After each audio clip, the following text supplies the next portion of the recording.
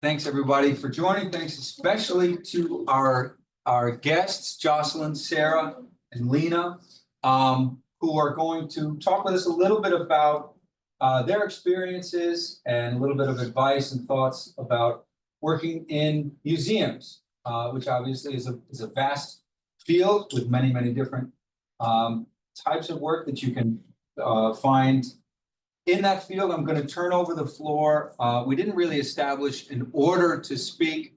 Probably should have done that, but does anybody, would anybody like to jump in first? We have Lena here in the room and Sarah and Jocelyn joining us on Zoom. I want to, sorry, and at the risk of introducing a degree of chaos, I want to ask if anybody has a preference. Does anybody want to jump in with any preliminary remarks or? Not to put you on the spot. Not Sarah, Jocelyn. I'll start. Go ahead. Thank you, Sarah. So I'm Sarah Mercado. I'm the registrar at the San Bernardino County Museum. I've been in this position for about 4 years. My background is I have a bachelor's degree in anthropology from Cal Poly Pomona with a minor in history. And then my master's degree is in historical administration from Eastern Illinois University. As a registrar, I deal with paperwork on a daily basis. Anything that comes into or goes out of the museum goes through me. I kind of worked my way up to my current role at this museum as starting as an intern and then working at the front desk. And then finally to my current position, which was both part-time and now full-time. So some kind of tips that I can give you is try to volunteer, get experience wherever you can, as much as you can. A, you'll figure out if it's something that you really want to do. And B, you can see all the different aspects of a museum, the different positions in a museum that there are to go into, such as, collections, which is collections manager or registrar or curator. You have education and different things like that. So my biggest thing is always try to get an internship or volunteer somewhere to get that experience and to figure out what you like.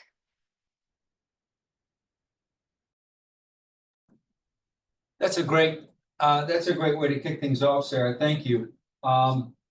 And a nice quick introduction. Jocelyn, Lena, want to say a quick first hello? Yeah, I can go. So my name is Jocelyn Jaramillo. I am the collections manager here at the San Bernardino County Museum. I have a bachelor's degree in anthropology, which is closely related to history. And I actually got my start at the Fowler Museum as a volunteer. And I eventually became there to help, hired to help in their archives, which was open to both history and anthropology majors. I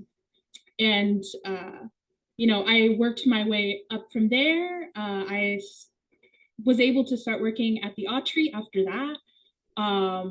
I worked at another private cultural resource management company after that, and then I got hired here, San Bernardino County Museum, helping with the physical safety and tracking of all of the collections, which includes historic objects, biological specimens, earth sciences, etc. And if I had to give you a piece of advice, just to echo what Sarah said, I would say volunteer.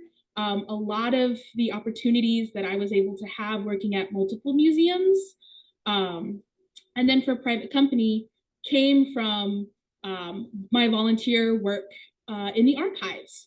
And even just being nice to my boss's friends who I didn't know but happened to work at the Autry, which is how I ended up working there. Was she remembered me? She said, "Hey, I heard that you can file things really well. Do you want to come work for me?" And so I did. And you'll never really know what opportunities lie ahead. So I would really encourage you to diversify what you think and don't be afraid to speak up. You think you like something, you try it out. and then you find that you're not really, enjoying it, you want to try something else, don't be afraid to say, hey, this is nice, but can I try something else? I'd like to learn a new skill here or there. So yeah, volunteer when you can, and don't be afraid to say that you're interested in a different topic if the one that you chose initially doesn't really work out. That's great. Thank you, Jocelyn. More great advice, and I'm getting some sort of perspectives here. Lena, floor is yours. Hi, everybody. Thank you for having me. My name is Lena Tejeda, and my pronouns are she, hers. And I graduated from the program in 2020. Well, no, I lied. August. I graduated in August, like this last year, from the MA program here. And I'm the co-curator of Fire Kinship, which is an exhibit at UCLA's Fowler Museum, and I co-curated it with Dr. Ocampo Diaz, who's a professor here also. You guys probably know her.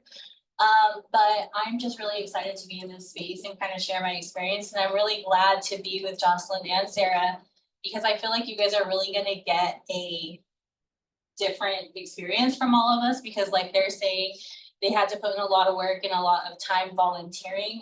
The stars really aligned for me for this curator position, and it has kind of launched my curating career, kind of like, I've gotten offers from UPenn, like to work on different exhibits there.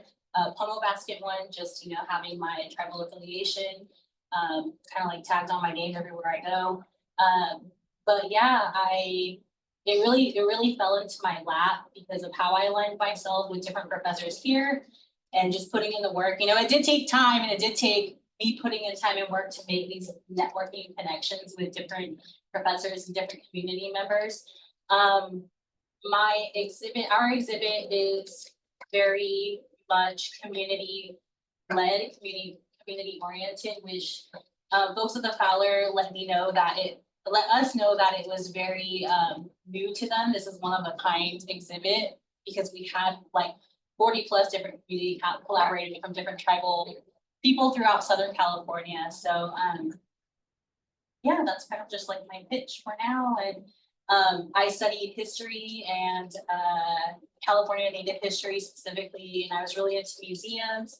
I've always liked history, but I studied abroad in 2019, and I was in London, and crazy enough, that's where I fell in love with museums. That was actually at like the British Museum, right? Which you wouldn't like think, but it was actually there that I realized that I had a different eye as a woman of color, as an Indigenous person, that I had a different eye and a different experience to bring into the space of museums. So that's kind of why I got really passionate about it. And people often ask me all the time, like, how do you separate work and your personal life? And that's something that I do struggle with because it's very personal for me. It's really hard to separate, like working with Indigenous, we call them relatives or artifacts or, whatever. So yeah. Thanks, Lena. Yeah. Great. Thank you, Sarah. Thank you, Jocelyn. Thank you, Lena, for getting us started. I want to invite everybody to jump into the conversation either in the chat here or raise your hand on Zoom, or obviously raise your hand here in the room. It sounds to me like, from what Sarah and Jocelyn are saying, there's a lot of different sort of positions that you can find yourself in, and also finding work volunteering or finding work at a number of different institutions. There seems to be a lot of movement between institutions. But before I turn that into some kind of question, Daniel has a question on Zoom. Please jump in. Thank you, Dr. Murray. I just have a question for Lena. You said you had worked at a museum in London, if I heard you correctly. So I didn't work at the museum. I studied abroad, and the two courses that I took were heavily influenced by museums. So we had to go and visit museums like every single day, like 3 museums and different kinds of museums. So that's really how I got into it. So no, I did not work at a museum in London. I would love to. Okay, so you're exposed to that environment. I'm just kind of curious if there was like any significant differences between museums here in the US compared to museums in London or like Europe in general? Well, any differences that you notice like right off the bat, you know, or maybe after some time gets spent in there? Yeah, thank you. That's a good question. You know, I haven't really thought about that. I can't think of anything off the bat that is specifically different. I know that there are a lot of different laws that we have, and especially with me specifically, since I work with like indigenous artifacts and like, you know, working with the Native community. Obviously, like our NAGPRA laws are a little bit different here than they would be over there. So I haven't done any studies on British museums specifically and like the different things, like, cause I know I took a class with Tori on like the Chinese, we did Chinese museums and I was looking at Chinese stuff.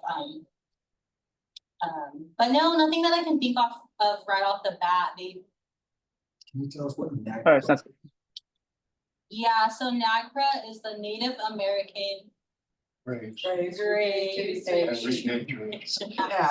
I always have to like say that a million times in my head. And it's just a set of laws here in the United States, federal laws that require like federal, federally funded institutions to follow laws about protecting Native graves, protecting ancestral remains that a lot of institutions hold. Thank you very much. I appreciate the answer. Thanks. Thank you. Just for a gee whiz, if you ever drive down or Gilman Springs, you'll see the smallest, they claim, the smallest reservation in the US. It's got 3 graves. It's next to the sorry, I'm having real troubles talking. Next to the Metropolitan Water District, I actually have pictures on my computer and there's 3 graves. And they were of the Soboka Reservation. And they were buried off reservation and then it's really deep. They were buried, one day the gate was open and I wandered in. Yeah. And I read the dates were 1910. If I'm not mistaken, I think there was actually a massacre over there by Gilman Springs. It's next to Massacre Yeah. Canyon, which I Oh, wrote yeah. a piece on. There used to be a Massacre Canyon golf course.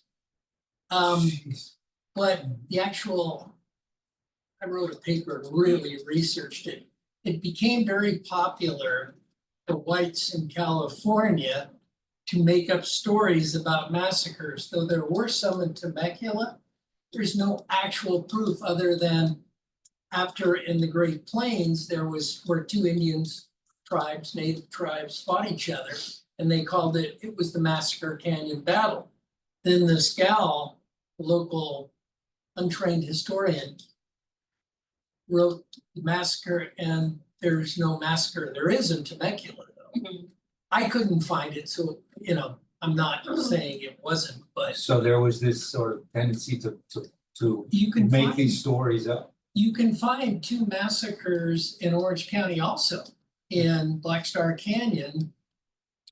But the difference is the one that I buy is, and one was a famous trapper mountain man.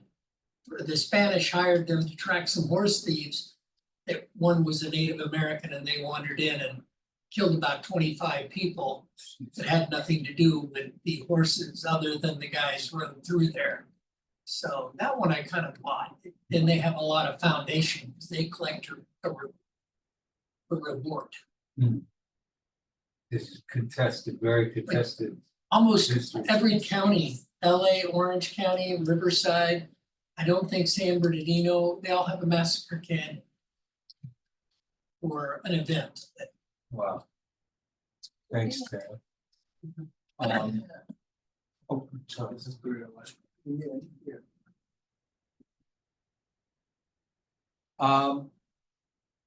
Can I ask the group a little bit more about applying for positions? So volunteering is a big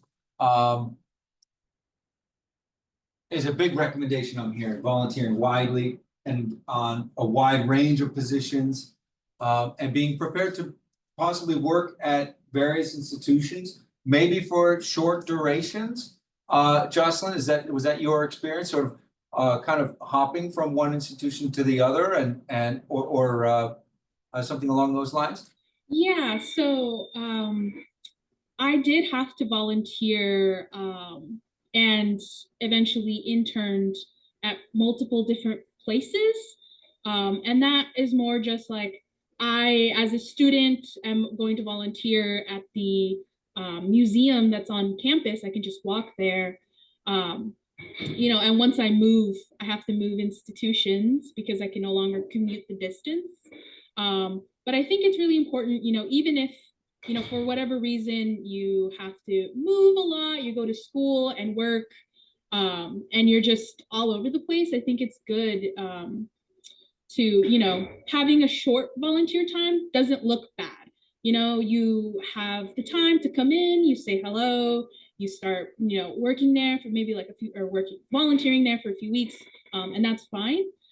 So, I wouldn't worry about how it looks. I know that, people say, oh, you only work at a place for a small amount of time. It reflects bad on your character. Maybe you jump from place to place to place. That's not the case with volunteering. I think that, it shows that, you really are committed to wanting to volunteer somewhere, and you can come in and again and again and again. And it doesn't necessarily matter that it's one institution this year and another one the next. No, I think the consistency of there's always some place you're dedicating your time to. That's really important. And then you build a network that way.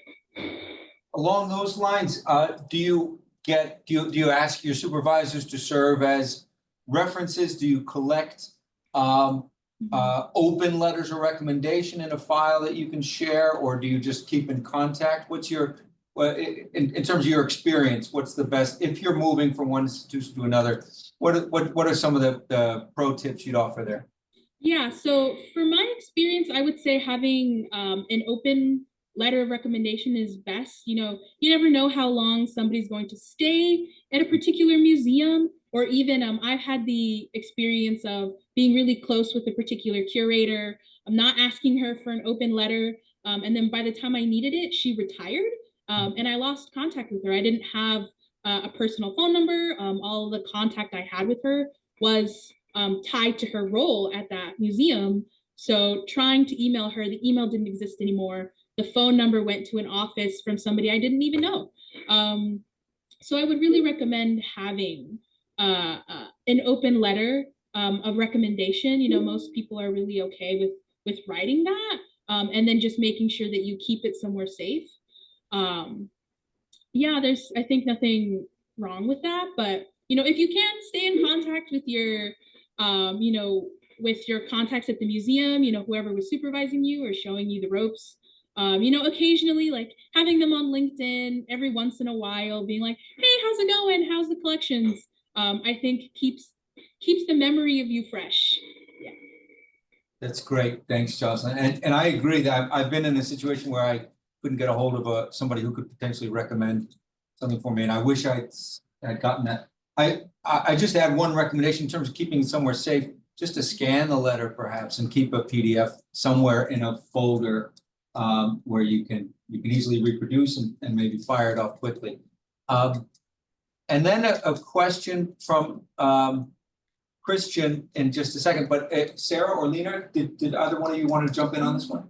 Yeah, I did want to say too, I wanted to add that while I didn't have to volunteer at an institution to get the opportunity to be a co-curator, it took years and years and years, especially because I work with the Native community. I'm not from Southern California. My tribe is from Northern California. I moved here to go to school. I did undergrad and then graduate program here.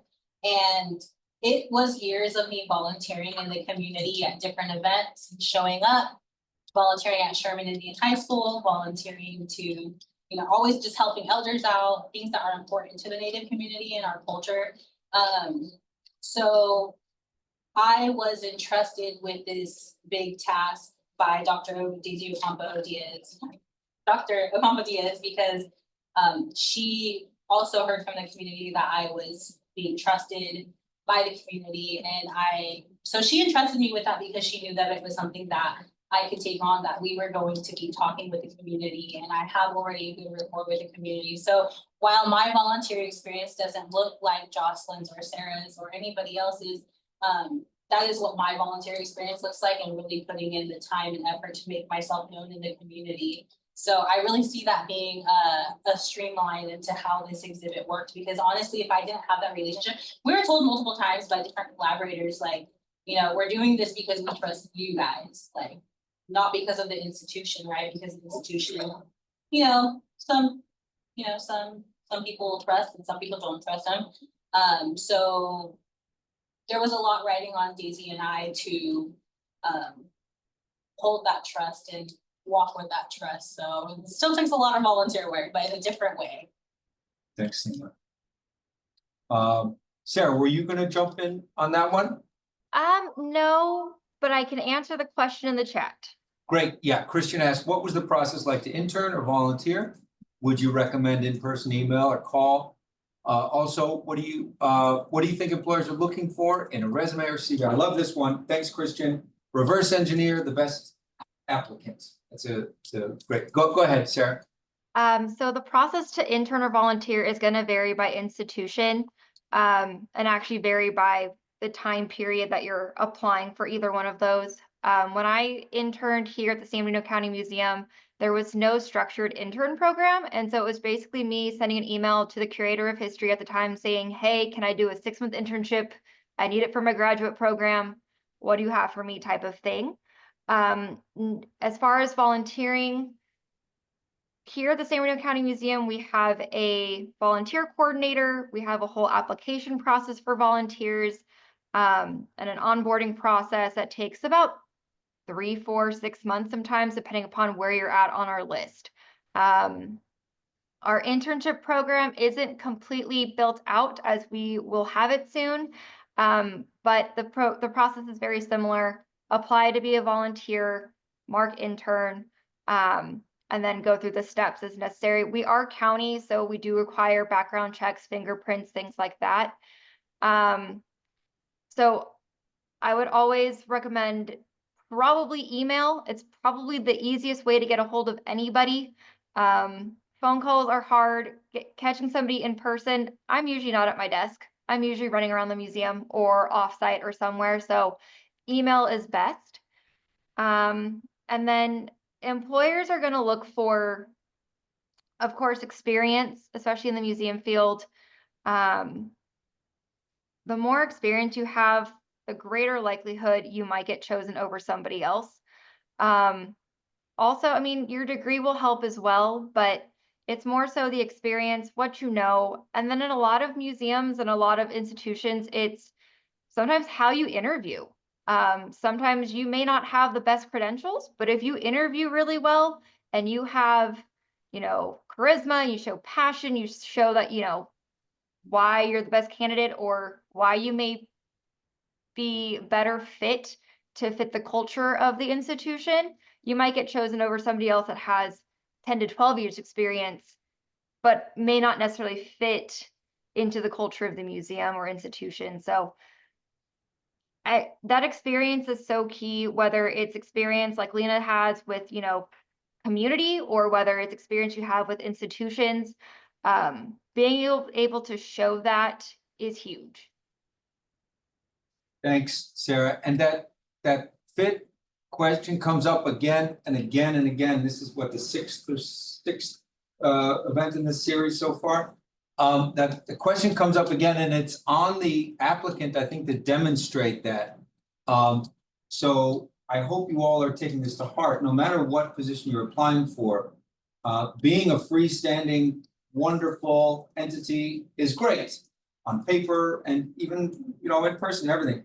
But a crucial thing that Sarah pointed out that I hope you really, really take to heart is that no matter what position you're applying for, demonstrating that you are a good fit for it involves usually knowing something about the institution, right? Don't get the name wrong when you go into your interview or something like that, or really misunderstand their mission, which is very public and easy for you to find before you go in there. So there's a little bit of that kind of prep goes a long way, and I think it's a really, really good bit of advice.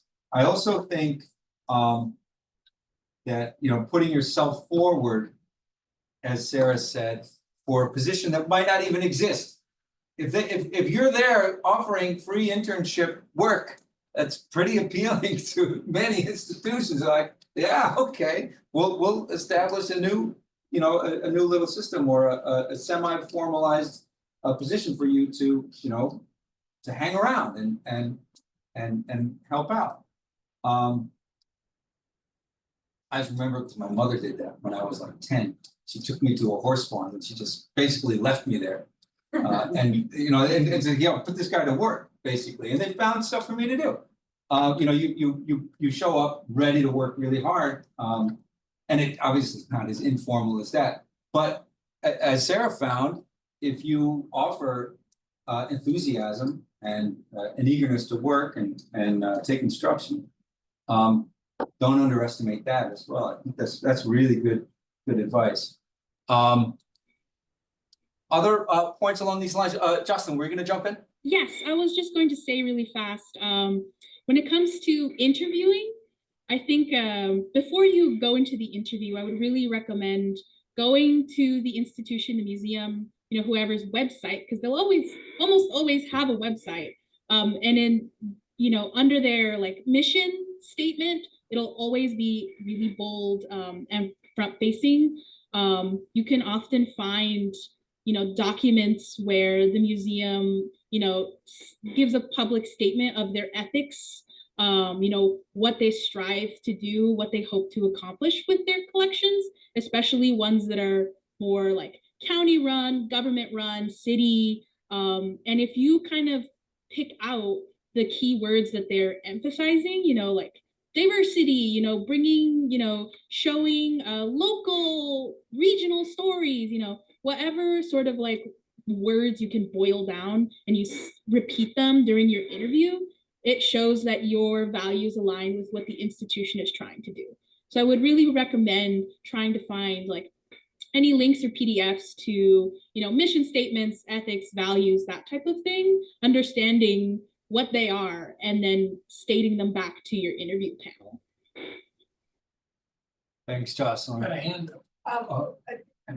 As one who doesn't interview really well, when I went to apply for a job at Health Data Sciences, my girlfriend interviewed me. We practiced interview.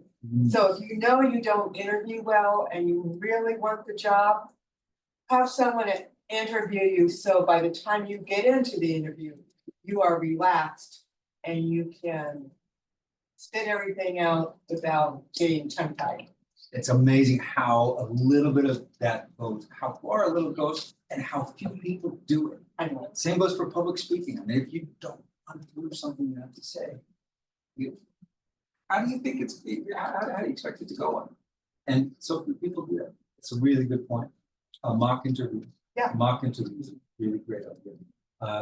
Join it, and then Erin has a question. I actually also have found that you just state that you're nervous. Sometimes like that's slack. Yeah. Or if you're just like, yeah, you know, this is me, sorry. You're like, okay, that's fine. Or like at the end when it's question time, and we get to question them, you can say that and they're like, any comments, questions, concerns? I think, yeah, right. I mean, That's helped I also me. say I'm nervous too. yeah. Sorry, excuse me, I feel nervous right now. Yeah. I guess What it it depends is. if it's like a ruthless corporate banking job. I'm never nervous. They're gonna go in and. But I think that's a good tactic. Yeah. Sort of deflate Yeah, that. yes. Erin asks, what is the most rewarding thing about your jobs? Most rewarding aspect? I can go. Mhm. Yeah, Yes, I'll yes. go. So with my exhibit and working in a curator position, a lot of it has to do with my cultural identity. You know, I can't separate work from my identity these days. You know, all of the clout that comes along, especially because the fire that happened in all over recently in January, it put our opening weekend on hold. So it was very ironic that happened because it's fire kinship. So it's about, you know, like having this kinship with fire, I guess. I'm sorry. But for me, the most rewarding thing, so it doesn't come with the interviews, it doesn't come with everybody clapping, it doesn't come with everyone there. Honestly, for me, it's really getting the stamp of approval from the communities that we represented. That was like 1,000%, like, that feeling is just, I'm doing right by my people, you know. For me, it is cultural works, my culture identity, so yeah. The most, for me, most rewarding. I don't care what anyone, I don't care that you can reach out to me, I don't care about any of that, but as long as the community and the elders that I worked with co-signed what I did, like, I told their story the way they wanted it to be.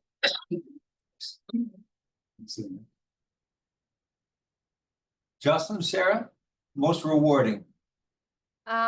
For me, some of my job is solving mysteries of numbering of the items in our collection. And so one of the most rewarding things for me is being able to give an object its identity back, through moves, through inventories. Things lose their tags, things lose their numbers. And without that, you don't know the history of an object. So unfortunately, at that point, it becomes unusable. So you can't use it in an exhibit. You can't use anything like that. So being able to put those numbers, put those identities back to the objects that our curators can then use in exhibits to help tell the story that they're trying to tell is probably one of the most rewarding things that I'm going through right now. So yeah. Thanks, Sarah. Jocelyn, do you want to jump in? Yeah, so I would say one of the most rewarding things about my job is just seeing the visual change in the objects. So a lot of what I do is, you know, securing the object, making sure that it doesn't deteriorate over time. So if I don't do my job, it's really noticeable. And so it's really rewarding to know that, you know, because of my efforts and what I contribute, you know, these items will still be around for people to enjoy and to learn from for, you know, generations. And it's really nice knowing I can help make sure that, you know, research goes on. Thank you, Jocelyn. Great. I have a So- question oh, for you, sorry. Dr. Murray, or for them rather, not you, Dr. Murray, sorry. I'm curious, how do you put your degrees to work? Like, how has your training as an anthropologist or a historian helped you in your work in museums? So for me, my master's degree was in historical administration, where we basically talked about archives, we did exhibits. It was basically working in a museum in a degree. So for me, I basically use that every single day, learning about the forms that are required for museums, learning how to care for objects, the importance of having numbers or importance of objects having numbers and, you know, all the meanings of that. And then, you know, having a background in anthropology, we do have an anthropology collection here. So it does allow me to kind of understand some of the materials that we have here and some of the collections and be able to, you know, when the anthropology curator comes to me and starts speaking in jargon for, you know, archaeological jargon, then I can help or, you know, I have a better understanding. And so for me, it's basically taking what I learned and putting it into practice. With the history background, we have a huge history collection here. So being able to help with research, knowing how to research, trying to find those numbers for objects, I have to go through piles and piles of papers or online databases, just like you would for a research paper. So having those research skills that I gained in, you know, undergrad and grad school has been a huge help too.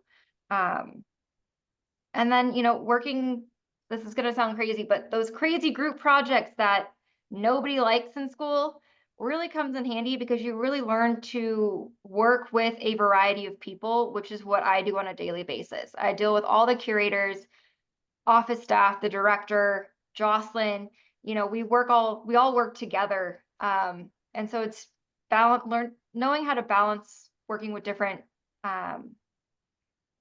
people, different work styles, things like that. So it all kind of culminates together. Thank you, Sarah. Jocelyn, Lena, do you want to jump in? Putting your degree to work? Yeah, so I would say that I really, really value my degree in anthropology. I think it's really given me a perspective on how to think about museum items, to remove my personal feelings about what do I think about this object, and to think in the broader scope of what does this object mean to communities around me? What does this object mean in the context of history? Understanding that there's multiple different versions of history, right? That you can look at an object and have the understanding that, oh, we know this object in a colonialized white museum setting, but you need to step back and understand, how does this item reflect current cultural values whose voices are not represented when you're looking at an item and its interpretation. I think having that awareness is extremely important. And I don't think that if I had gotten any other degree, I don't think having cultural sensitivity and that, those types of ideas drilled into me would have really happened. And so I think, whatever value I attribute to an item is irrelevant, right? It's the history, it's the context, it's, how does this item work today with communities today? What does it mean? And I really think that having that understanding was critical to getting the position I have today. And just understanding, that there's a lot of different kinds of items that you're going to encounter, and really critically thinking, information is so important. And once you lose the information associated with an item, the value that it has in terms of education like diminishes so much. And I think having that perspective, that anthropology perspective, is really important. Thanks, Jocelyn. Connects to some of the things you were saying earlier. Did you want to? Yeah, I just, for me, definitely research is how I would say I use it the most. There's a lot of research that goes into curation. You gotta know your stuff about specific things, whatever your topic is, whatever your storyline is, whatever the narrative is. But in the future, I definitely want to use my degree because I love all history. I don't just specialize or want to specialize in just Native American things.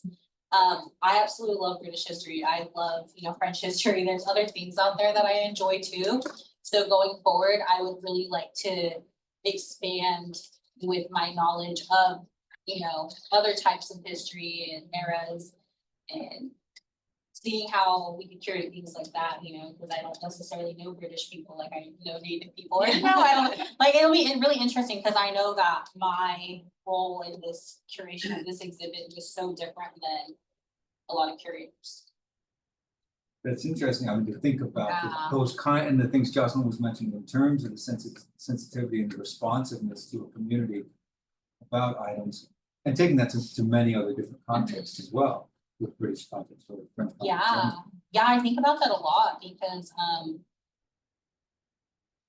especially with working with the Native community, like a lot of the things, the cultural competency that comes along with it, like I just know because I grew up in the culture, I didn't have to take a competency class to learn that stuff. So it will be really interesting to take my expertise and my experience out, branch out to other areas.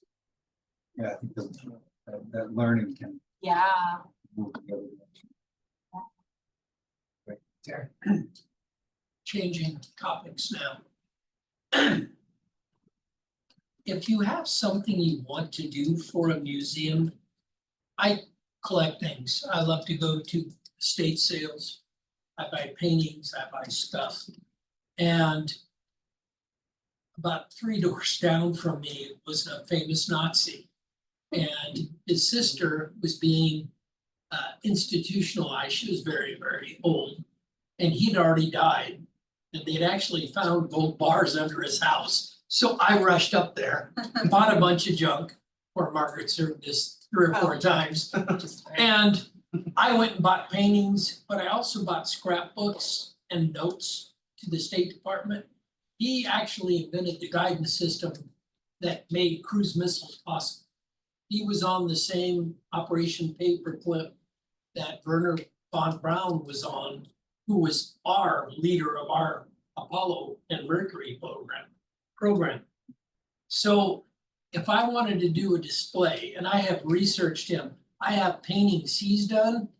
I have paintings that I'm working with the Museum of Tolerance to see if it's a Jewish man's, because his brother worked in a camp and could have stolen that. We don't know. And I also have a painting by an amateur painter who's a famous Nazi as well. I was checking into it, and Karl Waltz is his name, but on it is, he painted it. He was friends with Willie Messerschmitt, and Messerschmitt cardboard has got the name of the fighter plane for these parts, and he would take the cardboard paint. And I got his documents he sent to the State Department, kind of a biography, photographs, and I would either they just set the box at my house. How would I get those to a museum, and would they be interested in something like that? So as far as like doing an exhibit, it depends. A lot of museums will do exhibits if it meets their mission statement.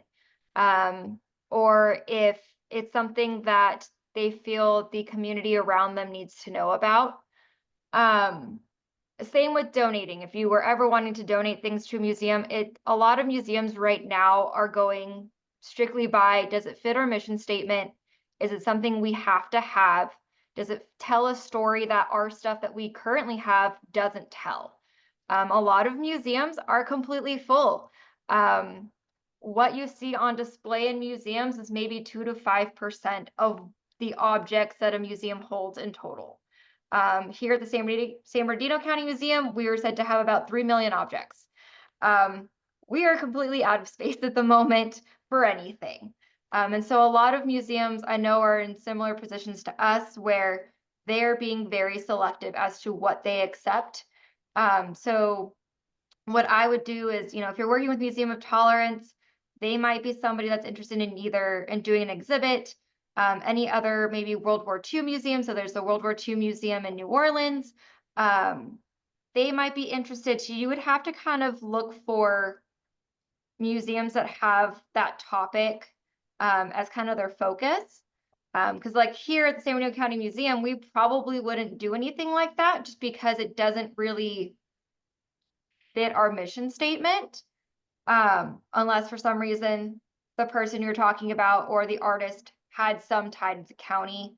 But yeah, so my biggest suggestion would be to look for and reach out to museums that surround World War II or things like that.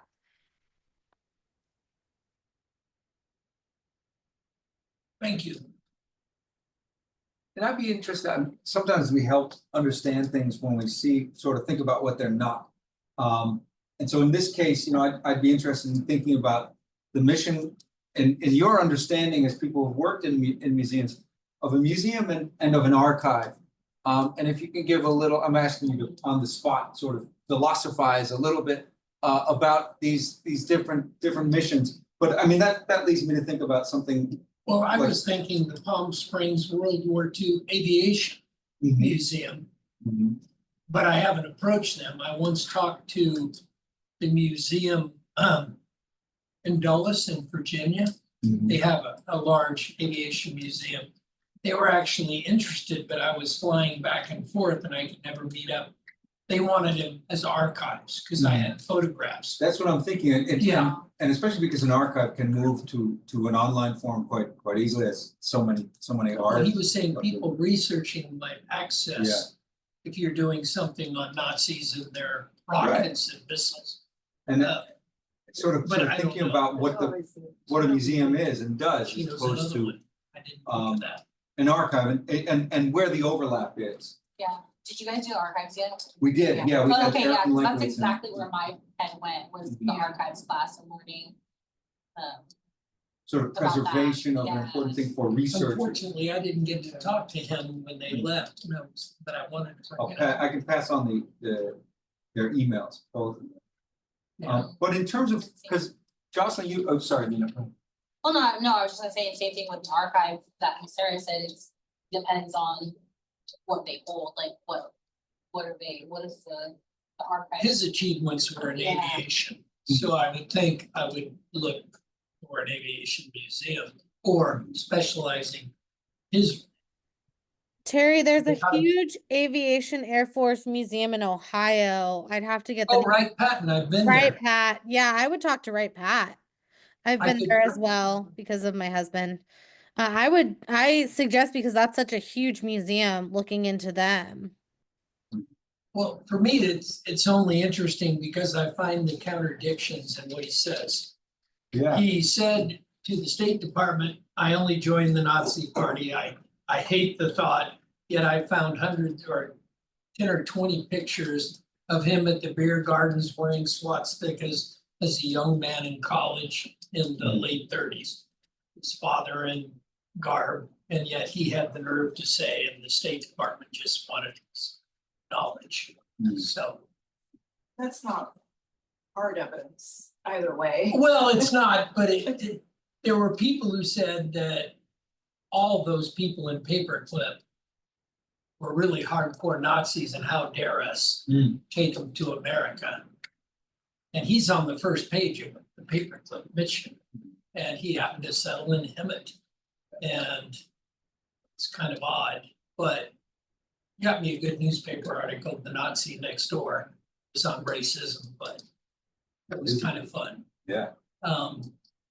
But yeah, I want to do something with it. I bought it also because they said, well, we're probably just gonna throw all this away if you don't buy it. And I thought, well, what trash can? I'll just come tomorrow. But instead I bought it.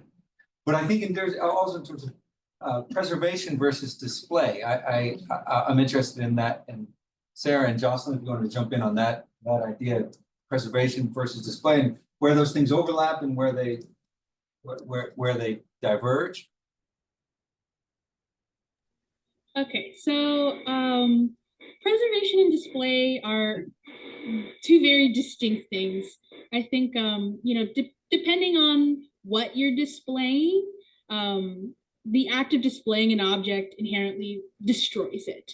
There's tons of things that you don't necessarily think about when it comes to preservation or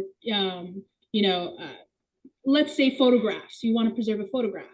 You need to think about how much light is shining on it. UV and ultraviolet light can fade paper. If the environment it's in is too damp, it can grow mold. If it's too dry, it'll start cracking, etc.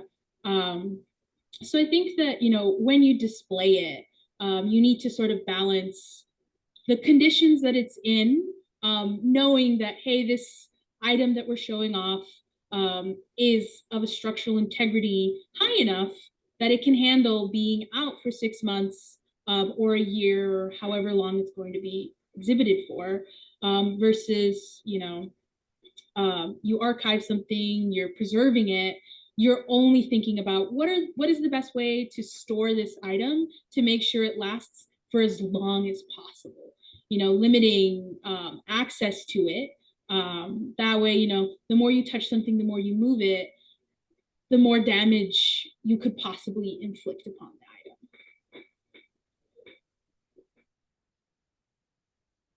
Thanks, Jocelyn. That gives us a lot to think about. Sarah, did you want to jump in on this question?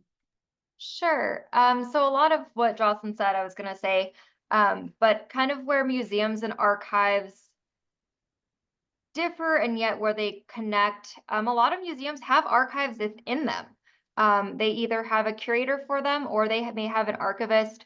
Sometimes they are numbered and organized differently than we would say, historic objects. But both can be used for display. Both the goals are to, educate and to teach and to be available for researchers as long, as there's, condition is strong. And that's why digitizing right now is such a huge thing is newspapers don't last. So the best thing to do with a newspaper is to digitize it and make a copy of it. That way, that will at least preserve it a little bit longer than the actual paper itself. And we do the same thing with objects. We take photographs of them to try to preserve what it looks like and know if there's any damage happening to it. But yeah, a lot of museums do have archives. We have an archive here. It holds our photographs, it holds our documents, maps, things like that. And for the most part, they're treated very similarly to our objects in the way they're documented and things like that, but there's also differences. So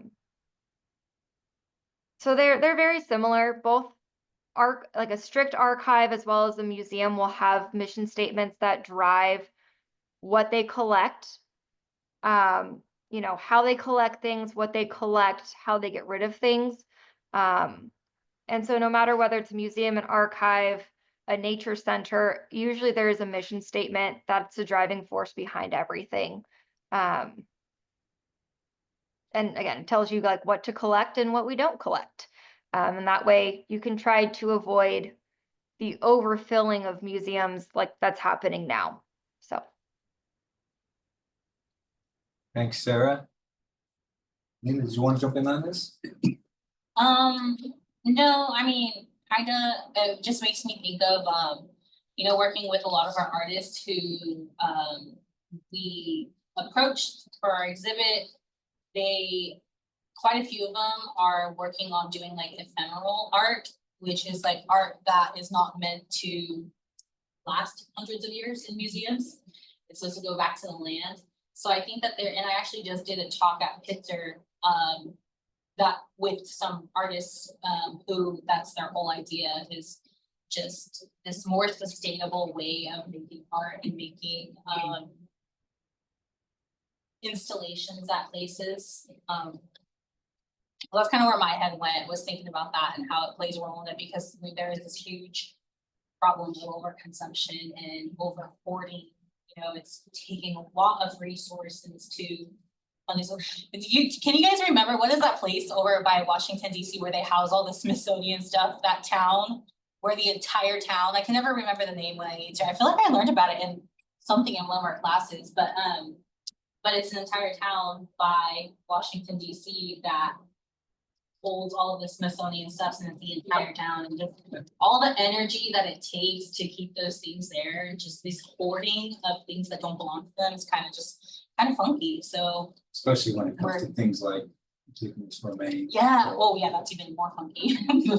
But yeah, you know, just yeah. So I think that there's now this new kind of like, you know, like the moratoriums where museums aren't keeping things. So and that was the other thing too, is like the Fowler cannot keep like anything. So anything that was made has to completely get returned back to the artist. Like the artist has to sign a contract, they will come and pick up their items to go back home with them. So yeah, it's just kind of like a different way that museums are doing things now. So yeah.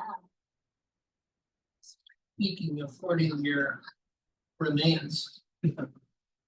23andMe announced their bankruptcy, and they're requesting, if you're on it, to get your DNA blacked out, because they plan on selling it if you don't send them a letter to insurance companies, to the life insurance companies, whoever might want to know I'm predisposed to cancer, you know, so they would charge me, or that's the value in your DNA. And or birth dates and residence and all that. So all you have to do is send them an email and they will destroy it under California law. I have another question, Dr. Murray. I'm wondering, so with all of this discussion about like overconsumption, all which is incredibly important, and it's so interesting to have that discussion, right? Because there's so much things that are lost to history that we wish that we had, but at the same time, it's like we have too much now. But I went to the Agua Caliente Museum, and I thought one thing that they were doing was interesting, is that they had rewoven baskets to look like the baskets that had been woven before, and kept, of course, the baskets in the archives. I'm wondering how popular that's becoming, and if that's becoming like a thing where we're reproducing items or sort of like putting them on display in a different way. What sort of job does that entail? Is that like its own separate? I would imagine that, you know, you as a registrar, Sarah, are not a basket weaver. Like, so I would imagine that there's like certain people that need to be hired for that. Is that a volunteer position? How does that work? So we don't do that right now. I think that's kind of unique to the Agua Caliente Museum. There are always, right now we just opened our Hall of Biodiversity, and we chose, instead of buying replicas of things, we chose to make them ourselves. That way they're more easily reproducible in-house versus buying a replica skull that is $300 each time a kid touches it and it breaks. Another thing people are doing too is probably, again, buying replicas of baskets, or, you know, like you said, reweaving them. And that would be either getting somebody to do that for you, so a contract position. If you are lucky enough to have a volunteer that knows how to do that, maybe they could do that for you. Another thing that we can do is loan objects.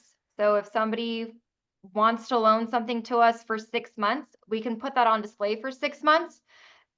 And then it can come down versus us putting up, you know, a basket that may be, you know, one of a kind, but this one that's they're willing to loan us looks similar, but is, you know, either newer or purchased, or, you know, less valuable, kind of in a sense that it can handle possibly getting damaged from light exposure, things like that. But yeah, that's very interesting. I didn't know Agua Caliente was doing that, so that's really cool. Can I add to that?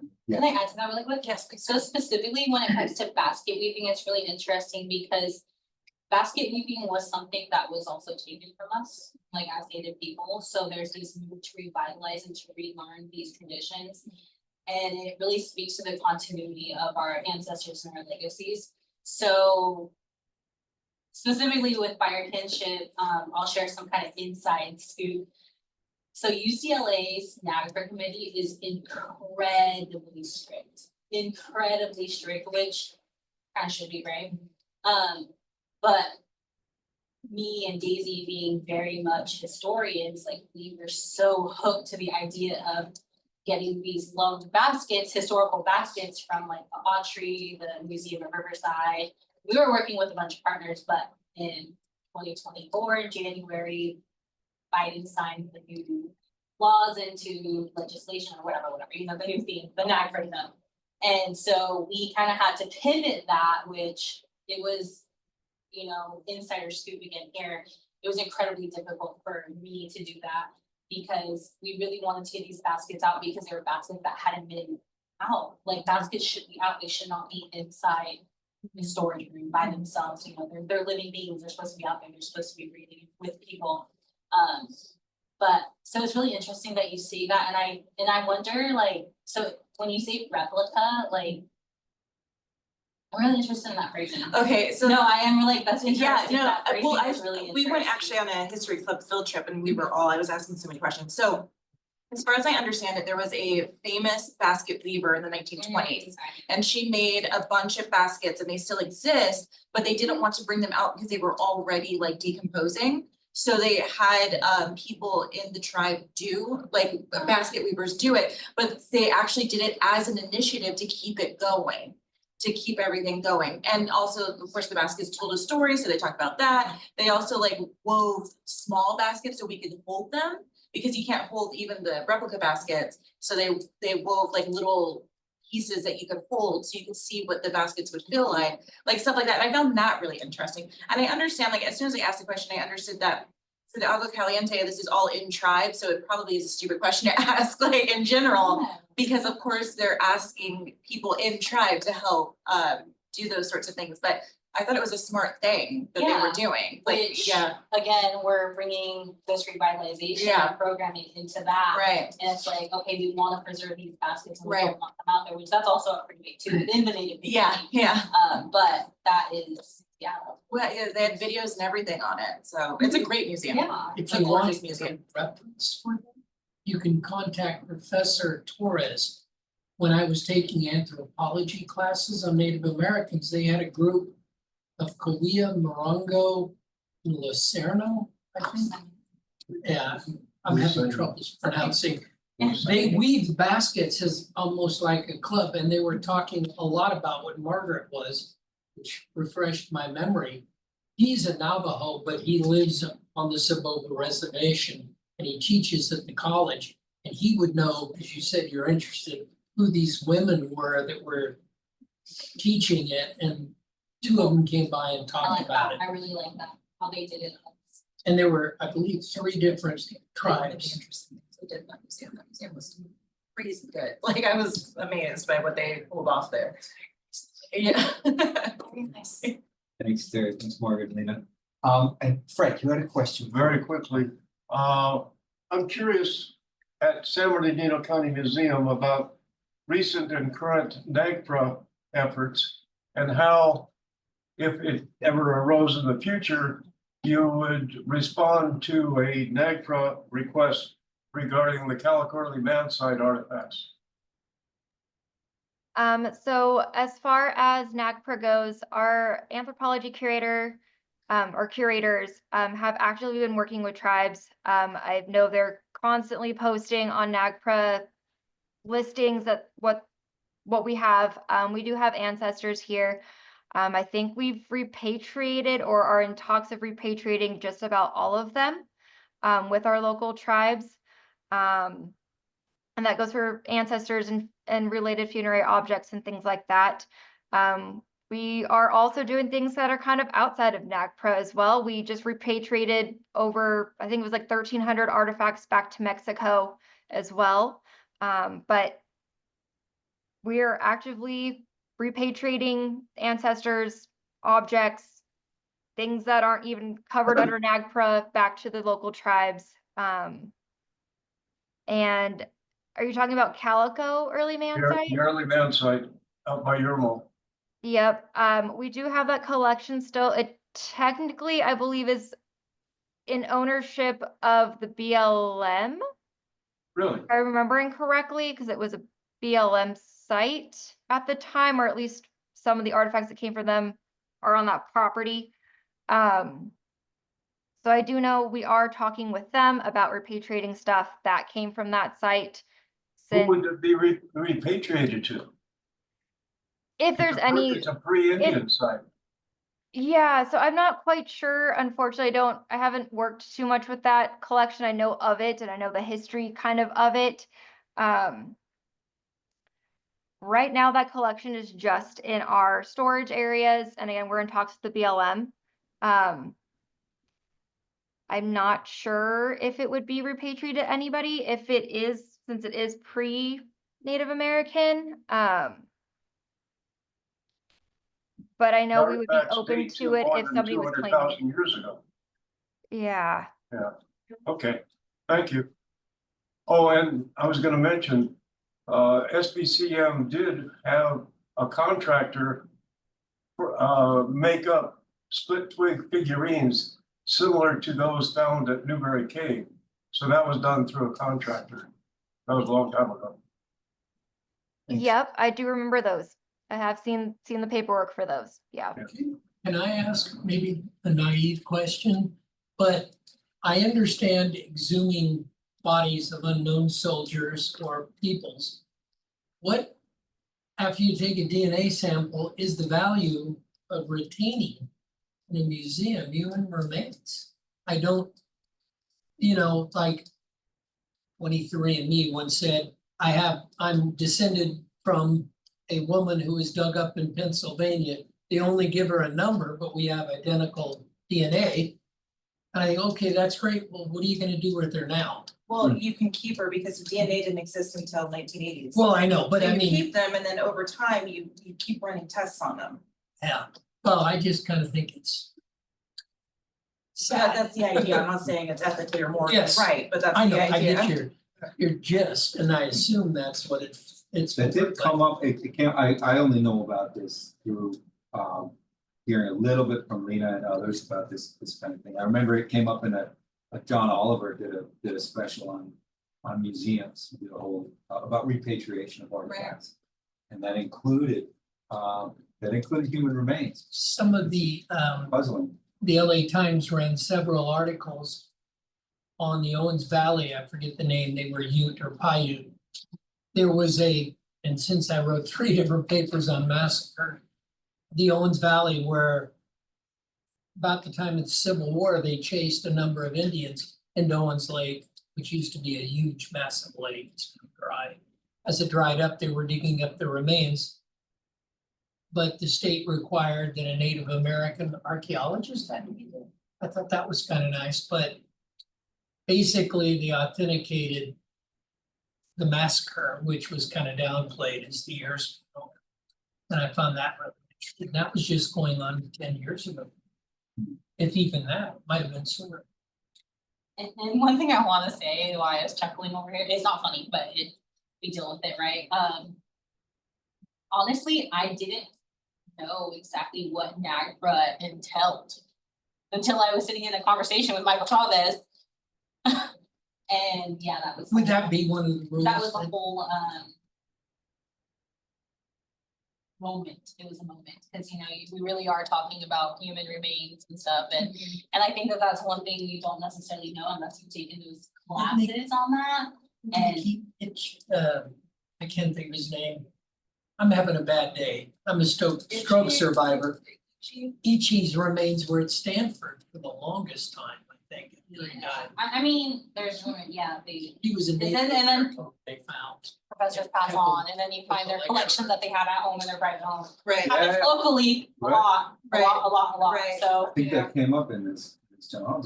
Yeah, or they leave, some people leave their remains, but that's a whole other thing, because they actually consented to leaving their remains. I want to, Joanna, and then I want to move toward wrapping up and any final thoughts. In just a minute so that we don't keep our guests too long, but Joanna, please. Yeah, so this actually might backtrack us a little bit, but I've had this thought looming over my mind for maybe the past hour. But it's what type of accountability is being held for let's say construction site workers who just so happen to stumble upon burial sites, and then they're supposed to, I guess, say that they found it, right? But then they still keep what they find on those sites. I'm just curious. Yeah. That's how they found. I don't have anything, by the way. I don't have anything. No, was it this? I could make a comment about that. Go ahead, Fred, please. I have worked as a professional archaeologist. I worked at the Calico site. I also worked at Tetra Tech. When you're doing a construction job, as I monitored various housing developments and so forth, I was there as the archaeologist, but the guy next to me was a Native American. He was there as an observer. He was not there as an archaeologist. And we wanted to make sure we weren't digging up somebody's grandpa. So for every auger hole that we dug, every backhoe, we monitored every bit of dirt, believe me. And the Native American was there representing the Native American community and to make sure that we were not desecrating anything. And that's very important. But you've also have told stories that back in the day, if they found an artifact when digging, you can look the other way or you can close us down. Yeah, I think it depends on the integrity, right? Yeah, and Of it- Yeah. the business, the contractor. And they're supposed the to company. stop work You're supposed to stop. and then And survey. at the company that I was at, we would have, it really depends on the time, when it was, and how it, the ethics and morality of the contractor. Yep. And in Yeah, my that's case, not Murphy, I really dealt is with, that I Murphy. dealt That's primarily Sarah with Clark. Torres Martinez, Cuya. Those were most of the observers that I worked with. In the thermal area? Yeah, Yeah, so you hear we stories. were working on a blight. Okay. Yeah, you hear stories like that where people have integrity and they're Right. being honest and doing what they're supposed to be doing and following laws. But a year and a half ago, I was at my cousin's engagement party and they were asking me what I do and I was like, oh, I don't know what I'm doing. And then my friend's husband's like, oh my gosh, let me show you what I found at my construction site. we didn't say anything though, he shows me all these arrowheads and all these things that he found. I was too stunned to speak, I didn't say anything, I didn't do anything, but I was like. Spoil the wedding, like. You know, sorry, but I mean. And I haven't told my cousin yet, but I was like, that is my experience, yeah. Wait no. till after the Yeah, fights, I know. like, Yeah. This is so illegal. And it, yeah, and I was like. Okay. And what's even more crazy about that for me personally was that it was in my home area. Those were Pomo artifacts that he found, you know, it's a little, they're all really close to me, but that was even more, like, I was like, okay, bud. For like Westerners, like Americans, there's like this idea of like, they're just artifacts, who cares? Yeah. So they don't realize, like even in showing you that, what they were showing you. But it's like this, it's what It was was like a party trick he was showing yeah, me. right, because there's such a dismissive of Yeah, art people. that's what I'm Like- asking, because Yeah. I saw something like that and it just happened to come out during dinner and it was numbered, and I was like. Like, Yeah, that's numbered. yeah. when I did the same tour you probably did in London. I went to the Armory, the Tower, the Jewels, hit several museums. Then I went to Ireland and I did the Dublin Castle, which they had a fire in it in the 16th century. And it was running out of control. They set an explosion with black powder to fix it, and they blew up half of the castle, and then it burned down.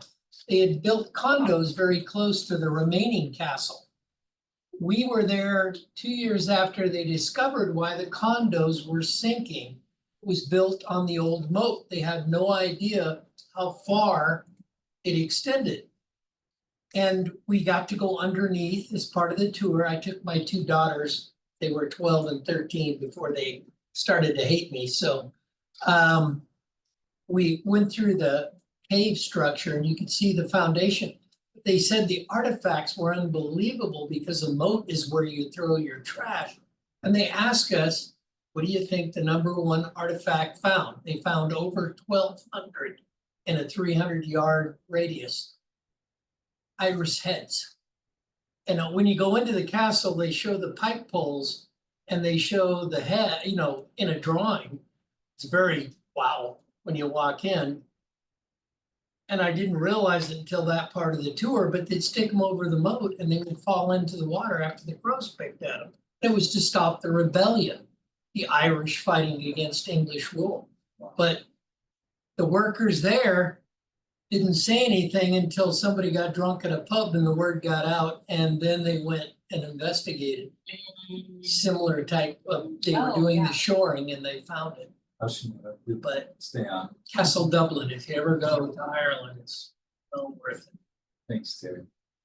I want to go around with our guests of course, with a huge thank you. I've kept you 15 minutes over already. But if you have any parting shots or thoughts for our assembled students here about finding work and thriving in museum work, any last minute thoughts that may have cropped up, maybe you made a note or two as we were going around, and if not, that's okay too, we can just go around the horn, but Jocelyn and then Sarah and then Lena. Yeah, so if I had to say, leave you with anything else, I would just say, don't be afraid to ask questions, when you're volunteering, when you're working with things. Don't be afraid to ask, don't be afraid to voice your opinion or to even ask, hey, why do you do this way? Because believe it or not, if you say, hey, I think I found a more efficient way to do it, this is my idea, there's a pretty solid chance that your idea could start becoming implemented. So I'd say, don't be shy, of course, don't be too pushy. If, you think it should be done a certain way. Ultimately, the curators know, maybe that's not going to work down the line, or it might not be practical to implement yet, but that doesn't mean the idea isn't good or that it can't be used later. So, don't be afraid, voice your opinion, say when you like something or when you don't, when it comes to your personal projects. And don't forget to, be friendly with anybody you meet at the museum. You never know who's going to think of you when a position opens up. Thank you, Jocelyn. Excellent. Sarah? For me, when you're looking for job positions or job openings, make sure you read the entire description.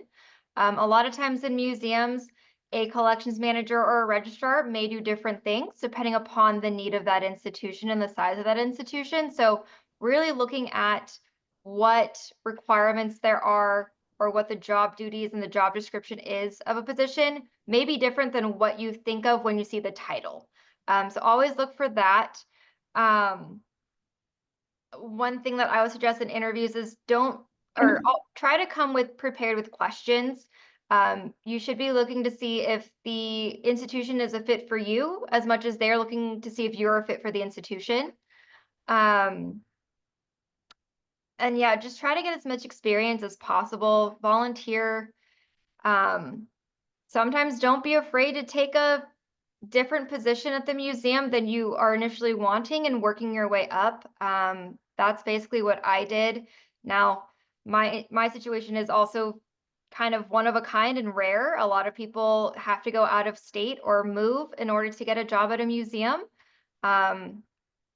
There are a lot of museums, but people don't leave those jobs. So sometimes you have to be really flexible when you're applying for a job at a museum, to going out of state or out of town. And then also kind of, as everyone has said, networking, whether it's going to a conference, whether it's networking with professors or the community. Networking is huge. Networking is almost as big as having your degree and getting into the museum field. Sometimes it really is who you know that helps you get to where you need to be or where you want to be. So don't be afraid to go to conferences. Don't be afraid to reach out to people and ask for informational interviews. I know Professor Murray will send out all of our contact information. So if you have any questions or want to know more about something, don't hesitate to reach out to us. And I think that's just kind of some of the best tips I can give. Excellent. Thank you, Sarah. I'm going to follow up on a couple of those points later, but Lena, please. Yeah, I just want to really hit home for you guys to the networking. Like she said, it's just as big, if not bigger, who you know in this field. And also, you know, like if you guys haven't realized, like academia is really small. Everyone knows everyone, or everyone worked with someone, or you know, like you know people, like so. Yeah, I would say definitely networking. Be kind to people for sure. I truly believe that my networking ability and just my volunteer experience and being out where I need to be and aligning myself in spaces and with people like has gotten me where I am today, which is, if you would ask me 6 years ago, I never would have. So Thank you, Lena. That's great. And on the informational interviews, we do have something on our careers page about that. That is something you all should know about. Make a note of it if you don't know what that is. I didn't know what it was a couple of years ago. It's a valuable thing to know about informational interviews. And reaching out and talking, as Jocelyn also said, making those kind of connections. Sarah, Lena, Jocelyn, this has been really excellent. I'm so grateful for your time. We ran almost an hour and a half. I promised us just an hour. So thank you for staying on with us and giving such great, really valuable and practical insight. Thank you, and a thank you from Daniel in the chat, and Aaron. Thanks, everybody. I'll follow up with you. Thank you very much.